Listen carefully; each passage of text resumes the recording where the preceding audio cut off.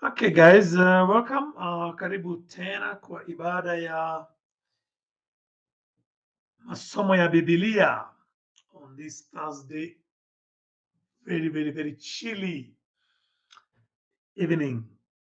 Now, a couple of things that I want us to consider about um, life. And if you remember last Thursday, we tried to contend with the issues on reality, issues to do with relevance, and all that. I know that is really good. But I'll give you some 3 points. Some of you may have heard me say this before, but we'll try and grow it a little bit more. And I'll put them across to you as principles. Okay. Uh, and let's call them principles of pleasure. Pleasure. Principles of pleasure.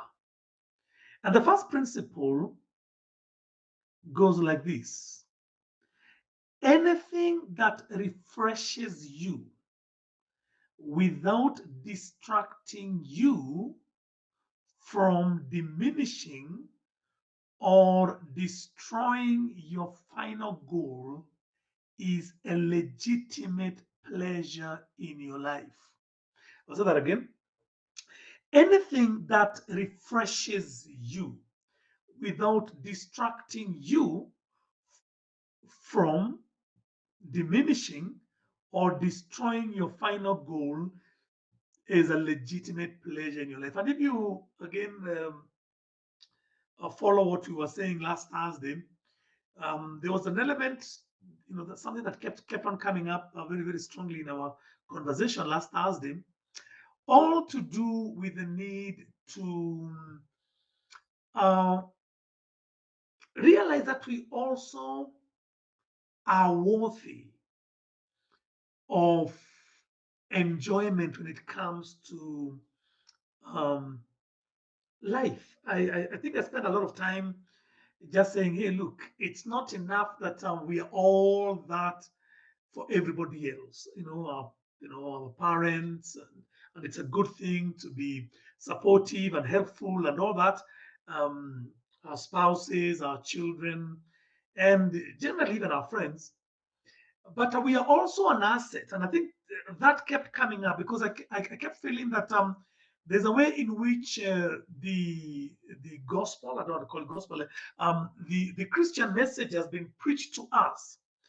uh, there's a way in which it came to us, some of us who probably got saved, some time back, that many people start feeling guilty when they do something nice, for themselves. Okay. And it's like we are supposed to be everything to everybody else apart from ourselves. And I kept saying, hey, look, even from a biblical, I don't want to go into the notes of last Thursday, even from a biblical perspective, we are our first number one asset. We must prioritize ourselves. We must choose us. And I remember sometime back in church, I was quoting a very powerful article by a lady called Daniela Quespic, something like that. I forget how to pronounce the second name. And she wrote an article, a fantastic article, which the one which I sent, to a group, a church group, is um, um, is a smaller version, if you can call it that way. Um, the the main article, which is almost like maybe 5 or so pages, it's a beautiful piece because she talks about how she lived life for the longest time, and she was everything to everybody, and she really got herself into a lot of mental, emotional, terrible psychological, states, and even physical states, and amongst many other things. And she wrote this fantastic article, as a testament of how she kind of changed her life. The article is called "I Chose Me." Okay, I chose me. I hope I can be able to, um, I don't know if I can get it quickly.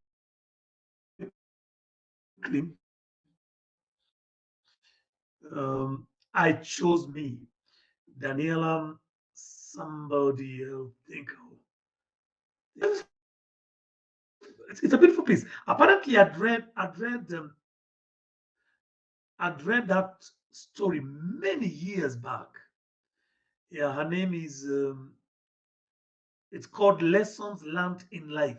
I chose me. It's Daniela. Danielle. I'm called Daniela. Danielle with a double L at the end. Koepke. Koepke is Koepkei. I'm not so sure that I'm pronouncing correctly. And it's a beautiful piece. It's a beautiful piece. I can give you just a couple of excerpts from the same. Um, most of my life has been spent. Sorry. Most of my life has been spent trying to shrink myself, trying to become smaller, quieter, less sensitive, less opinionated, less needy, because I don't want to be a burden. I didn't want to be too much or push people away. I wanted people to like me. I wanted to be cared for and valued. Okay? I wanted to be wanted. So for years, I sacrificed myself. For years, I sacrificed myself. I suffered. Sorry, I sacrificed myself for the sake of making other people happy. And for years, I suffered. But I am tired of suffering and I'm done shrinking. It's not my job to change who I am in order to become someone else's idea of a worthwhile human being. I am worthwhile, not because other people think I am, but because I exist and therefore I matter. My thoughts matter, my feelings matter, my voice matters. Okay, my voice matters, and with or without anyone's permission or approval, I will continue to be who I am and speak my truth. Even if it makes people angry, even if it makes them uncomfortable, even if they choose to leave, I refuse to shrink. I choose to take up space. I choose honor. I choose honor. I choose to honor my feelings. I choose to give myself permission to get my needs met. And then she finished by saying, I chose me. Okay? I chose me. And I thought it's a fantastic statement. And it is a testament and a commentary of the average Christian person. Just think about it, because there's a way, and like I mentioned earlier, there's a way the Christian message of sacrificing and giving and service and all that was preached to us. And again, I think especially people who have been in the faith for a time now, where a lot of people felt that if they ever did something to kind of reward themselves or to enjoy all by themselves, it's like they were doing something wrong. And I think that needs to be corrected. Need to be corrected. It's good to realize that you are your number one asset. Okay, you're first and foremost. You are your first, number one asset. So I will send it in our group tomorrow so that at least people can be able to just kind of look at it again. So again, principle number one: anything that refreshes you without distracting you from diminishing or destroying your final goal is a legitimate pleasure in your life. The first principle um, is let's put it that way, deals with the issue of life's purpose. Okay, and of course, you have to narrow that to an individual. Life's purpose. Why are we here? Answering the, the philosophical issues of the meaning of life as it pertains to us as individuals. I think that is important. Okay. And I think all of us need to just spend time with ourselves thinking on these issues. I mean, the book of John, sorry, the book of James, the book of James has this fantastic scripture, thought-provoking scripture that says, "For what is your life?" And then begins to explain how transient, how fickle, how brief life is. It says it's like a vapor that appears one moment and then the next moment is not there. And of course, all in trying to help us appreciate that the time we have, we need to do the right things. What you call a sense of urgency, bringing, to us, that sense of urgency, the need to get on with the business, get on with what needs to be done. We don't have all the time. We start with a lot of energy and vitality, and then we slow down.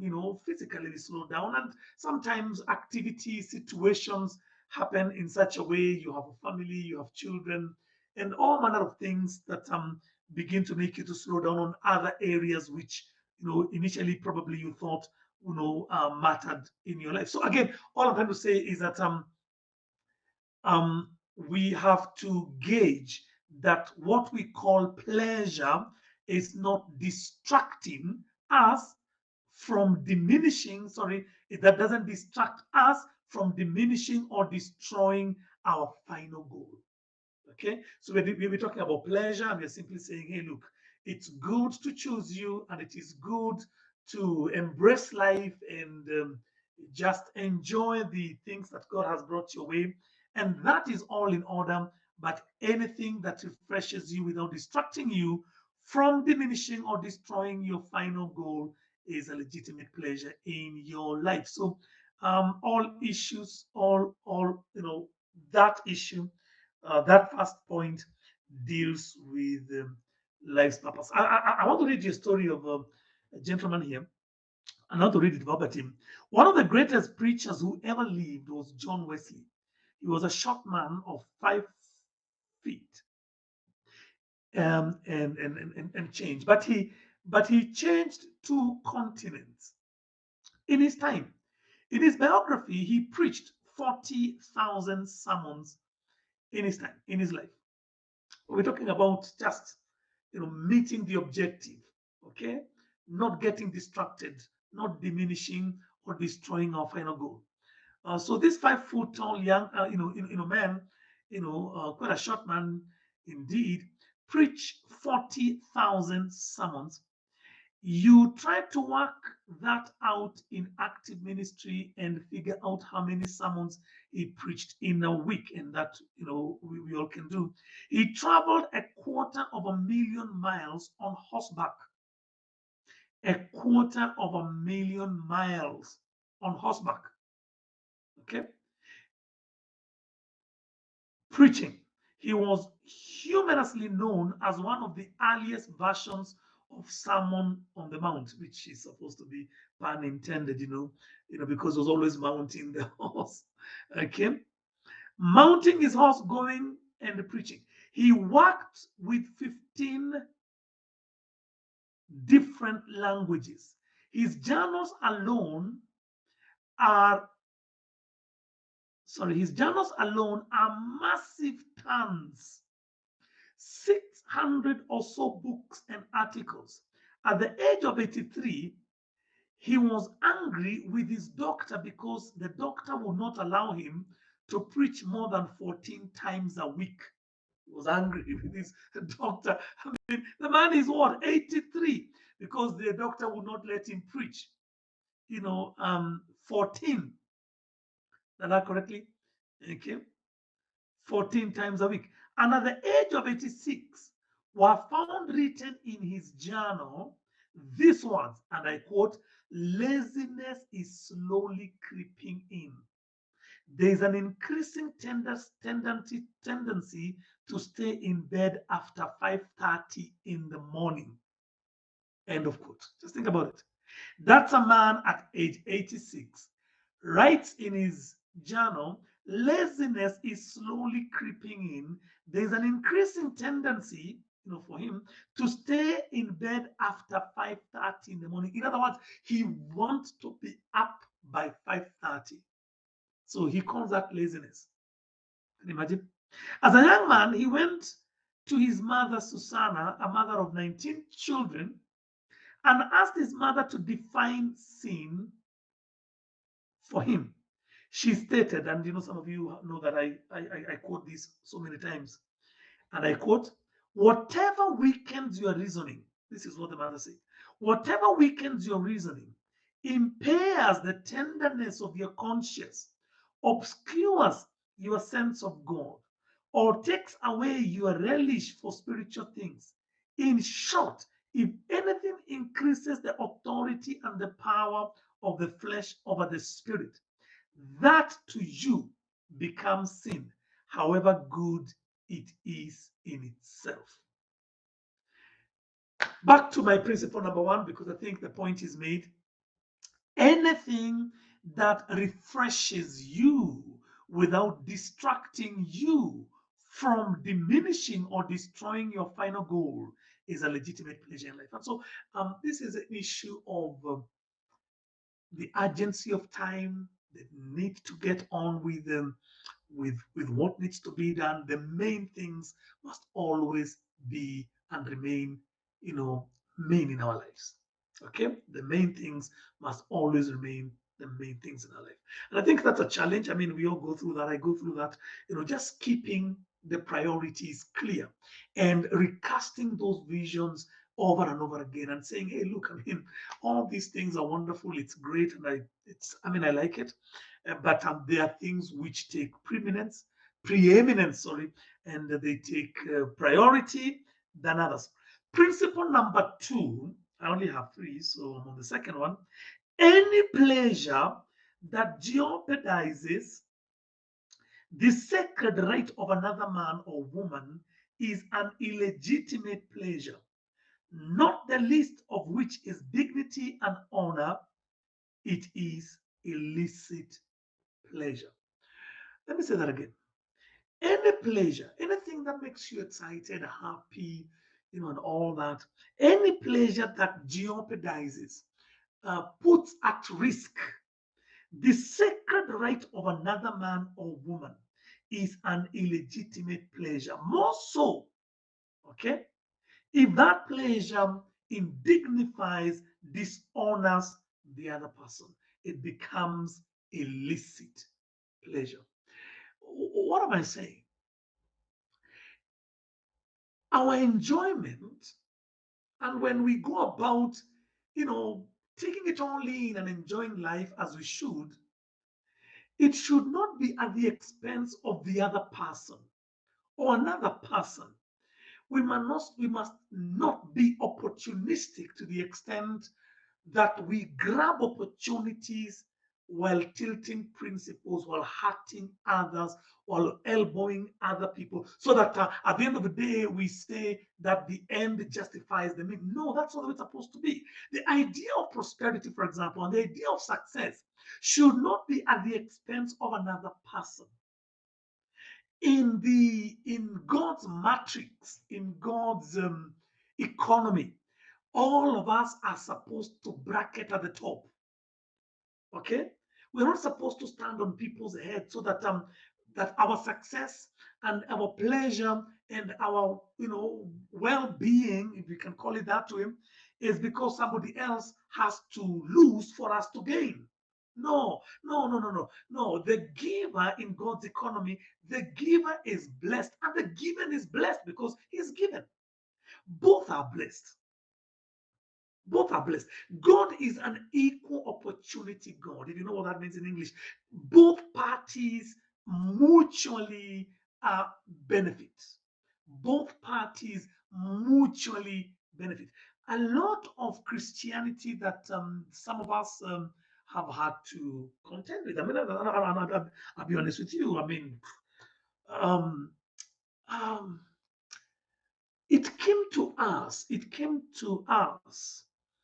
Um, that for one to gain, another had to lose. I don't know how I can put this in a way that will make a lot of, you know, clearly just come to you, easy at the same time clear. So there is all this thing about um, it's like we're dealing with depleting resource, which is not the case. It's like we're dealing with food on the table, and we are so many of us, and the food can only, be enough for, you know, just a handful of us, and we all have to elbow each other and fight each other, and whoever, like they say out there, survival for the fittest. Whoever manages to get the front row, then it's no, that's when you look at the way God even structured nature, He put enough. Trust you me, we have an economy in this country, and I don't want to begrudge my country, but we have an economy in this country where there's a huge, huge resource base, huge. In actual fact, I believe we are only tapping a fraction of it. The problem is not resource, the problem is human greed. Human greed. There is enough resource for all of us. Okay? Either you look at it from a Kenya perspective or from a global perspective. Okay? I remember reading some stuff, and I think I sent it to some people about the food that is wasted and thrown and just gets spoiled, before it is even used. In some of the first world countries, I think somebody had done some serious research and was saying, look, I mean, the food wasted, thrown, and gets spoiled, in the fields. And sometimes, it's harvested, but it can't. The uptake is, they can't. They don't have a proper uptake for it, and it has to be thrown. Um, it's enough to sustain the entire population. And I think I'll get those details. Remind me by Thursday next week, and I'll give it to you. It's a properly well researched paper. But the point I'm trying to put here is that there is enough for each one's need. I repeat, there is enough for each one's need. But all that is not enough for one person's greed. So we have need and greed. So there is enough for each one's need, but all that is not enough for one person's greed. And if you know what happens in this our country, our president is, I think, not some time back, the president did say something to the effect that close to 2 billion, something like that, is lost every day. Every day. I mean, it's mind boggling. 2 billion shilling lost, wasted, stolen, whatever you call it. Just lost. Just lost. That's a massive. I mean, when you imagine what 1 billion can do, or imagine what 100 million can do. If you look at budgets that, if you look at, certain departments like power, and imagine if you could just have double that. Everything changes in this completely. When you look at budgets like roads, infrastructure, and all that, and imagine that if that 2 billion lost every day, you could have like about a month of the same. That's about what 30. That's about 60 billion. What it would do, let's say, to one county or to 5 counties. I mean, you'd have tarmac up to people's homes. All I'm saying is that there is enough for everybody's need, but all that is not enough for people's greed. Again, we need to come back to the issue from a biblical perspective. When Jesus fed the 5,000, and there were more than 5,000, those were the men, he ordered that they go back and collect all the remainder of the food. And this is what he said, so that there may be no waste. Gather the fragments. Check it out in the Bible. that there may be no waste. God is not wasteful. God is not blessing us so that we can display and exhibit and showcase and make other people feel small. No, no, no, no, no. This is not a parade. God meets our need, not our greed. God meets our need, not our greed. So many times, and I've done this, I've been in the faith for a long time. And I've talked to people. Sometimes I've just done my own personal, analysis, examined people who are always on God's case, if you can call it that way, because they feel that God is not doing enough. And then you look at their life and you're like, no. Many times we are pounding the altar, if you can call it the altar, and we're busy telling God how unfair He's been. And you look at that person, what they're asking for, it is available right in front of the eyes. Some two cars and one they don't use. Problem solved. Some property that they have no intention of ever developing. That financial problem solved right there. If only we can be resourceful, like God asked, what's a man? He asked Moses, "What do you have in your hands?" If we can just look at what we have, just look at what we have.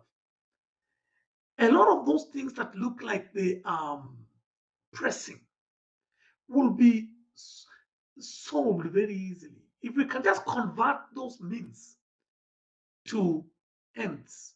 You realize He has already provided, but he hasn't provided in the manner which we expect. But He has provided by way of some asset that you can just dispose of, and problem solved. Problem solved. And I've observed it in my own life. So you have all these things you think they are problems. I read a quote many years ago. An old man was saying, and I think it was part of a bigger story. And an old man was saying that all the troubles I ever had never came to pass. Okay, and he was talking about worrying. He was saying, look, all my problems, all my troubles never happened. Never happened.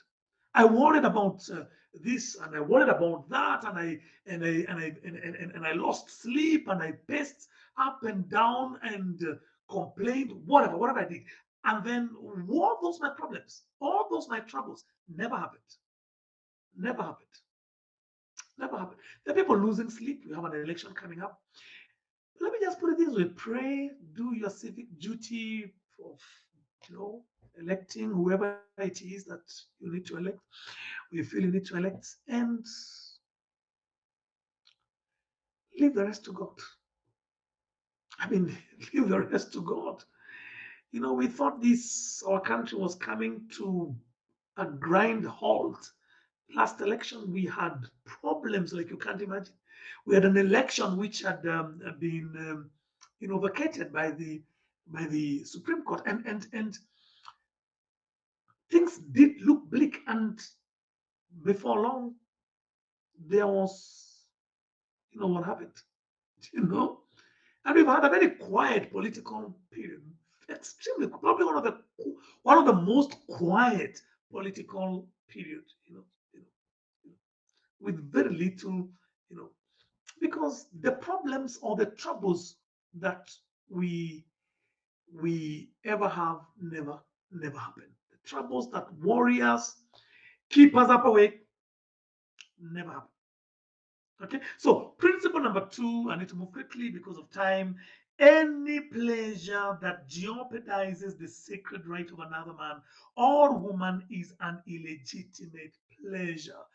That is so important, especially for us ministers. We were talking about pulpit excesses the other day, and sometimes how people just take advantage of others, their properties, their cars, their homes, their money, and sometimes we want to lord over them, lord over their time. You've got to be in this meeting.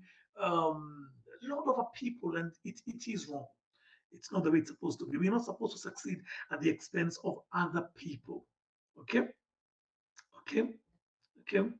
Um, Number three, and finally, so the second one deals with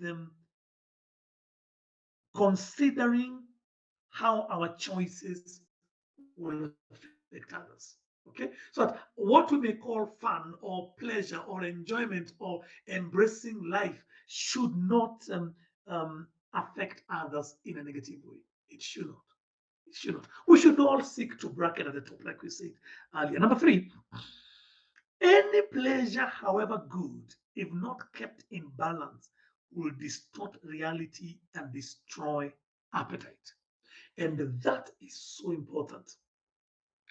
Any pleasure, anything that you call fun or enjoyment, whatever it is you want to, or success or prosperity, however good, if not kept in balance, everything. There's something we used to say way back, and I still think it makes as much sense then as it does now. Balance is the key of life. Balance. Balance. Okay? Everything has to be done properly. Our body is properly balanced. There's a part of our brain, I forget the name if I can. There's a part of our brain, they call it hypothalamus, something like that.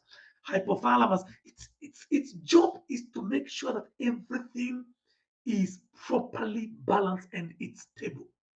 Your hormones are balanced. You don't have too much of this and little of that, and this thing is growing overly, and this other one is, not having enough. Everything, even nature is balanced.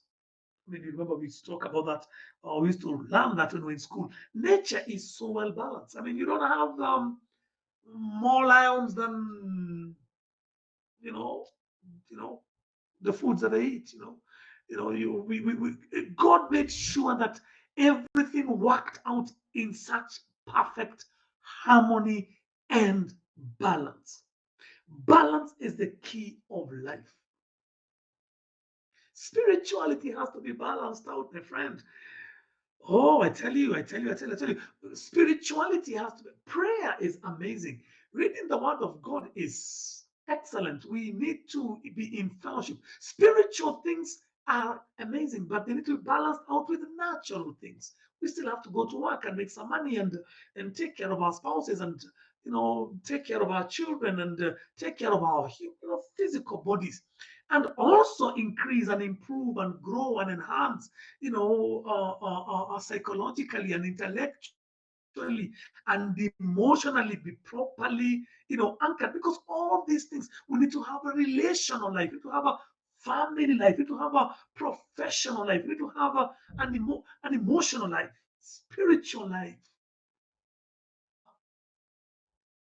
Because we are not one-faceted. We are multifaceted, and all those areas need to be attended to. I know very many good Christians doing extremely well spiritually, but losing it all, completely losing it all in the area of emotion. They don't have proper emotional intelligence, knowing how to contend and to deal with issues to do with, for example, pressure, things that push you, and how to manage some of those emotional, you know, roller coasters, because my emotions tend to be all over the place. Sometimes you have something, you lose it, and then you just have to find a balance. That's what I'm trying to say. Find an equilibrium. Find a stable place. We need to learn and grow in the areas of social skills. We need people. We need to know how to deal with people. People are there's a course my wife used to do when she was doing um, her degree. I think it was called, in psychology, it was called difficult personalities. Okay? Managing difficult personalities. Huge, huge course, but a beautiful, beautiful, beautiful lesson. I took the time to study literally everything that was, in those books. Okay, and people are in different, people are different conditions all over the place. Okay, how can we be able to deal with all these facets of people in different spaces emotionally so that we can be able to be of benefit to them even as much as we also want to benefit from them because they still have something to say.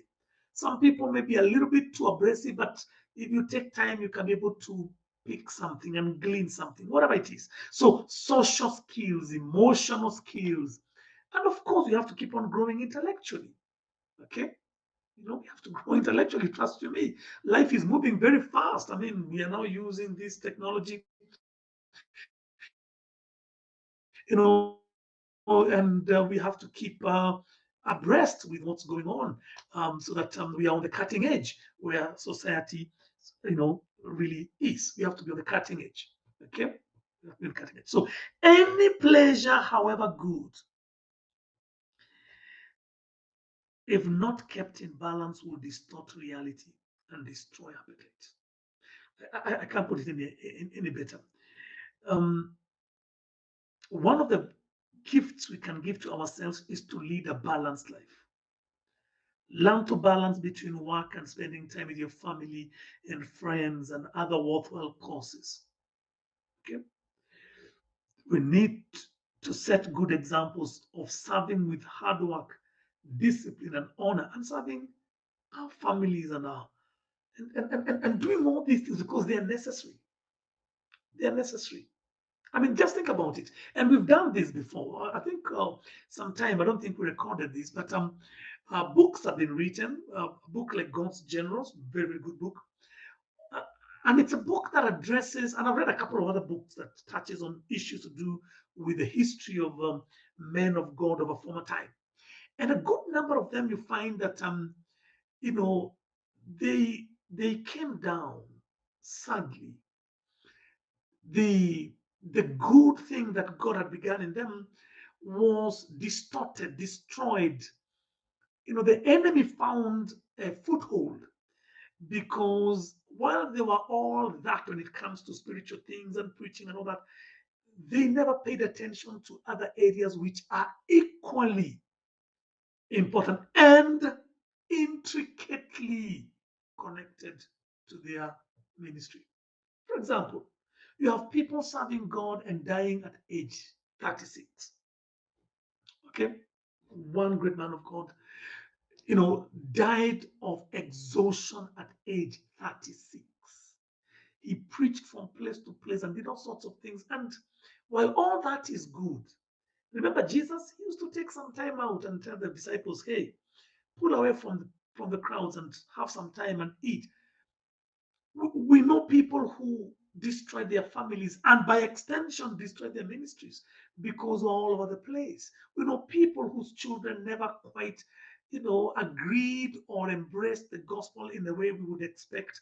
It should be the case for a man of God simply because here was this absentee father and it brought a very bad taste in these children's mouth because he's never there, was never there, and God seemed to take, that space. And all I'm trying to say is this: all these things matter, are important, need to be addressed.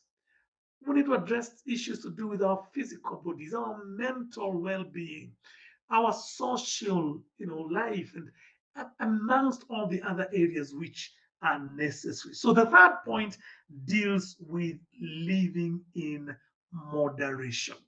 Living in moderation. So think about those three things. I will try to say a couple of, put them in our WhatsApp group so that at least people have a chance to um, relook at them in a written form.